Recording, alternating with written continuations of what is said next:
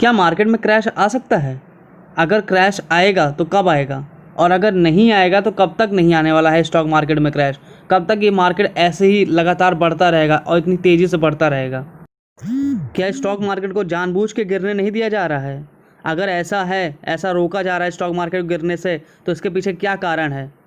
जानेंगे ऐसे ही कुछ सवालों का जवाब आज इस वीडियो में। नमस्कार दोस्तों, स्वागत करता हूं आप सभी का मैं अपने इन्वेस्टिंग चैनल इन्वेस्ट्री 101 में।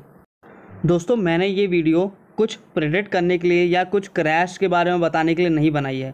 मैं सिर्फ आपको कुछ इन्फॉर्मेशन देना चाहता हूँ मार्केट के बारे में, कुछ ऐसी इन्फॉर्मेशन जो शायद आपके आगे काम आएगी। हमारे यहाँ दोस्तों एक रोज़ एक नया वॉरेन बफेट पैदा होता है। हर कोई मार्केट को सिर्फ प्रेडिक्ट करना चाह रहा है, हर कोई। मैं इतने दिन से ये एडवाइस सुन रहा हूँ, मार्केट आज गिरेगा, मार्केट आज गिरेगा, आज क्रैश आने वाला है, कल क्रैश आने वाला है, एक हफ्ते में मार्केट डाउन हो जाएगा। लेकिन अभी तक मैंने ऐसा कोई कुछ देखा नहीं मार्केट में। मार्केट ऊपर ही जाता जा रहा है।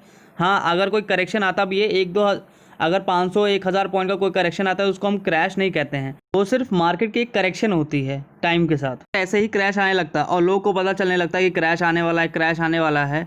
तो आज तक हमने इतनी सारी स्टोरीज़ क्यों सुनी है कि क्या क्रैश में ये कंपनी बैंकरप्ट हो गई, क्रैश में इनके पास कैश नहीं रहा, ये इनके पास मिलियनेयर थे, ये अब ज़ीरो हो गए। ये स्टोरीज़ हम क्यों सुनते हैं? क्या उनके पास कोई इन्फॉर्मेशन की कमी थी, या उनके पास कोई इन्फॉर्मेशन आई नहीं जो हमारे पास आगे उनके पास नहीं पहुंच पाई? हम मार्केट को कभी कंट्रोल नहीं कर सकते, फिर हम उसके बारे में क्यों ही सोच रहे हैं जिसको हम कंट्रोल ही नहीं कर सकते। हम कंट्रोल क्या कर सकते हैं? हम इन्वेस्टमेंट ऐसी जगह करें जो कंपनी स्ट्रांग हो। हम पेनी स्टॉक से ज़्यादा बचते रहें। पेनी स्टॉक, अगर कंपनी स्ट्रांग है, अगर वो फिर भी पेनी स्टॉक बना हुआ है, तो हम उसमें इन्वेस्टमेंट कर सकते हैं।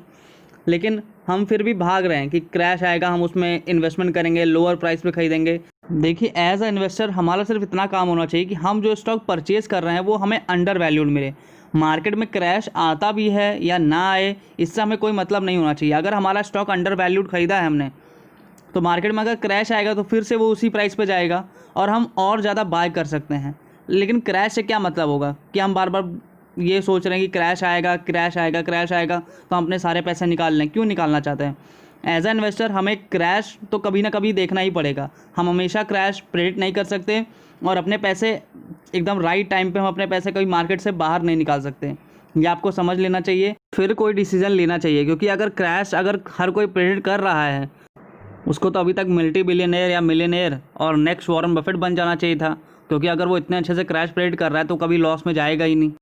अब बात करता हूँ कि कुछ एनालिस्ट ऐसा क्यों कह रहे हैं कि क्रैश आ सकता है, या उनको ऐसा क्यों लग रहा है कि क्रैश फिर से दोबारा होगा, मार्केट और ज़्यादा नीचे गिरेगा। इसके लिए मैं आपको कुछ नंबर शो करता हूँ जिससे आपको एक क्लैरिटी आ जाएगी ऐसा एनालिस्ट क्यों कह रहे हैं। चलिए वो भी जान लेते हैं, वाई मार्केट कैन क्रैश। आपने सुना होगा IMF के बारे में, इंटरनेशनल मॉनेटरी फंड, उसकी एक रिपोर्ट रिलीज़ हुई थी अप्रैल में, जिसमें उसने ये प्रोजेक्ट किया था कि 2020 में ग्लोबल ग्रोथ ये डाउनग्रेड है 6.3% का जनवरी 2020 से लेकर अभी तक में।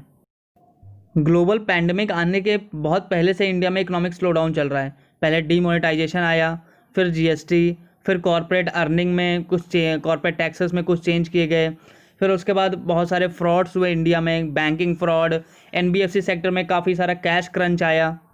अभी RBI ने भी एक रिपोर्ट निकाली थी जिसमें उसने ये खुलासा किया था कि 1.85 ट्रिलियन रुपीज़ का इंडिया में इस साल बैंक में फ्रॉड किया गया है।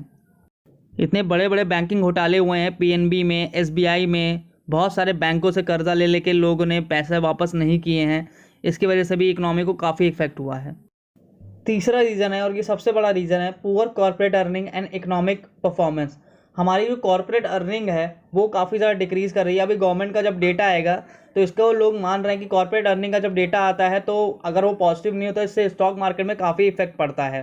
तो इसीलिए एनालिस्ट कोविड-19 वैक्सीन के बारे में नहीं सोच रहे हैं, कॉर्पोरेट अर्निंग के बारे में सोच रहे हैं। और आपको भी उसी तरीके से देखना पड़ेगा अगर आपको क्रैश समझना है क्यों आएगा। तो इंडियन इकोनॉमी श्रंक 20%, और ये ऐसा पहला केस है जब इंडियन इकोनॉमी 1990 के बाद 20% तक श्रंक करी है। 2008 में एक बार श्रंक करी थी, लेकिन वो भी 20% नहीं था, सिर्फ डबल डिजिट में थी। वो जो इकोनॉमी हमारी श्रंक करी थी 2008 में, वो सिर्फ डबल डिजिट में थी। 20% पहली बार हुआ है ऐसा 50 सालों में कि हमारी इकोनॉमी 20% से ज़्यादा श्रिंक कर गई है। और इसीलिए इसको 2008 से भी बड़ा क्रैश या रिसेशन माना जा रहा है। अभी मैं आपको कुछ कंपैरिजन शो करूंगा जिसमें आपको पूरा क्लियर हो जाएगा पहले ये समझ लेते हैं कि क्रैश क्यों आने वाला है या एनालिस्ट ऐसा क्यों कर रहे हैं, उसके बाद मैं आपको एक कंपैरिजन शो करूंगा। डिमांड एग्जॉस्ट, डिमांड हमारी कंट्री की एग्जॉस्ट हो गई। हमारी कंट्री की, सारे कंट्री की डिमांड एग्जॉस्ट है इस समय। सर्विस तो मिल रही है लेकिन डिमांड, कंज्यूमर नहीं है उस सर्विस को खरीदने के लिए। कंज्यूमर इसलिए कम है क्योंकि इनकम हमारी डिक्रीज कर गई है, नौकरी जा रही है लोगों की, लोगों को नौकरी से निकाला जा रहा है, लेकिन गुड्स के सर्विसेज के प्राइस क्या हैं उतने ही हैं, इसलिए डिमांड्स में कमी है। और इस समय ग्लोबल पैंडेमिक को देखते हुए लोग अपना पैसा बचा के सुरक्षित भी रखना चाह रहे हैं। ये कुछ ऐसे मेन पॉइंट्स हैं जो हमें क्रैश की तरफ इशारा कर रहे हैं कि क्रैश हो सकता है और होगा ज़रूर, क्योंकि मार्केट अपने आप बढ़ता चला जा रहा है। उसमें कोई भी अभी ऐसी पॉजिटिव ग्रोथ देखने को नहीं मिली है हमारे मार्केट इकोनॉमी में, इसीलिए एनालिस्ट भी काफ़ी हैरान है मार्केट ग्रोथ को देखकर। इसीलिए वो एक प्रेडिक्शन कर रहे हैं कि मार्केट में क्रैश दोबारा होगा। अब हम कंपैरिजन करेंगे कुछ डेटा का 1920, 2008, 2020। 1920 में आप जानते हैं एक डिप्रेशन, ग्रेट डिप्रेशन हुआ था, उससे बड़ा डिप्रेशन आज तक, उससे बड़ा क्रैश आज तक नहीं हुआ है। 2008 में काफ़ी बड़ा इकोनॉमिक रिसेशन आया था जो 14 मंथ तक चला था। और 2020 में कोविड-19 के कारण वर्ल्ड में एक रिसेशन चल रहा है इस समय। इन तीनों ग्लोबल इवेंट के कुछ नंबर्स को लेकर एक कंपैरिजन किया है, जिसमें मैं आपको बताऊंगा क्यों एनालिस्ट जो हैं 2020 ग्लोबल कोरोना वायरस पैंडेमिक को लाइटली नहीं लेना चाहते और उसको 2008 से भी बड़ा इकोनॉमिक स्लोडाउन मान रहे हैं। अनएम्प्लॉयमेंट रेट इंडिया में जून में जब जो रिपोर्ट आई थी उसमें अनएम्प्लॉयमेंट रेट बताया गया था 22% का है, और यूएसए का अनएम्प्लॉयमेंट रेट है 13.3% का। यही अगर मैं इस डेटा को मैं 2008 के क्राइसिस से कंपेयर करूं तो उस टाइम इंडिया का अनएम्प्लॉयमेंट रेट 5.63% का था और यूएसए का अनएम्प्लॉयमेंट रेट 9.63% का था। और 2020 में अनएम्प्लॉयमेंट रेट ग्लोबली जो था वो 24.9% का था। इस टाइम जो अनएम्प्लॉयमेंट रेट है वो 2008 से कहीं ज़्यादा है और 2020 से मैच करता है बिल्कुल। जीडीपी ग्रोथ रेट का कंपैरिजन करेंगे तो इस साल इंडिया का जीडीपी ग्रोथ रेट अगर अनुमान लगाया जाए तो -1 से -2% का रहेगा, और अमेरिका का जीडीपी ग्रोथ रेट -5 से -10% तक रहेगा। लेकिन यही अगर हम 2008 से कंपेयर करें तो इंडिया का जीडीपी रेट उस समय 3.09% था और यूएसए का जीडीपी ग्रोथ रेट -2.5% का था। वहीं अगर जीडीपी ग्रोथ रेट हम 1920 का देखेंगे तो उस समय जीडीपी ग्रोथ रेट पूरा ग्लोबली -15% का था। जीडीपी ग्रोथ रेट का जो हमने कंपैरिजन किया, अगर उसको हम 2008 से कंपेयर कर रहे हैं तो वो काफ़ी ज़्यादा, 2008 की जीडीपी काफ़ी ज़्यादा अच्छी थी 2020 के कंपैरिजन में। इंडिया की जो जीडीपी इस साल प्रोजेक्ट की गई है, लेकिन अगर हम उसी को ग्लोबल लेवल पे देखेंगे तो ग्लोबल लेवल पे वो मैच कर रही है बिल्कुल, कि जीडीपी ग्रोथ अमेरिका की -5 से 10% रहने वाली है, 1920 में वो -15% की थी।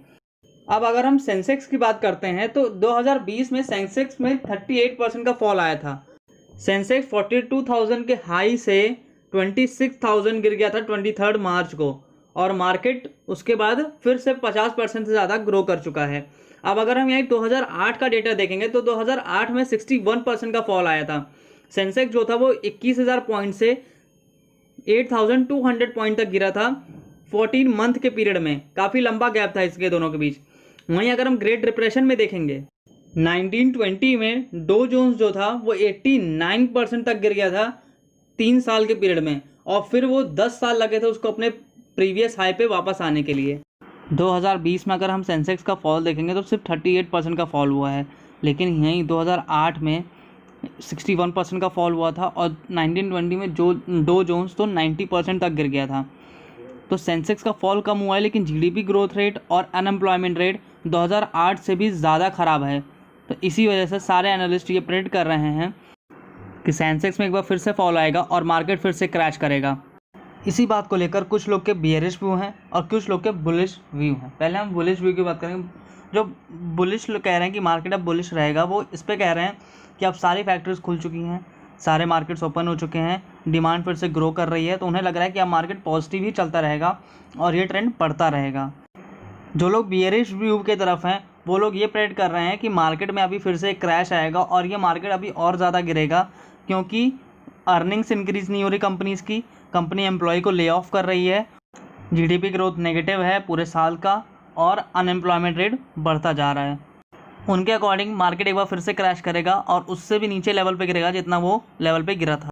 अब बात करते हैं मार्केट कब तक गिर सकता है या कब तक गिरेगा। ये सबके मन में एक क्वेश्चन है, क्योंकि सब क्रैश कर तो रहे हैं, लेकिन ये किसी को नहीं पता कि मार्केट कब तक गिर सकता है। ये कोई प्रेडिक्ट भी नहीं कर सकता कि मार्केट कब तक गिरेगा।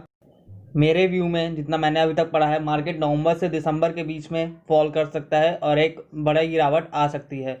बिकॉज उस टाइम काफ़ी सारे चीज़ें हो रही हैं, काफ़ी सारे इवेंट्स हैं। जैसे पहला तो यूएस प्रेसिडेंशियल इलेक्शन भी है जो 3 नवंबर से स्टार्ट हो रहा है, और इसका महत्व आप खुद समझ सकते हैं कि नरेंद्र मोदी जी और डोनाल्ड ट्रंप की काफ़ी अच्छी दोस्ती है।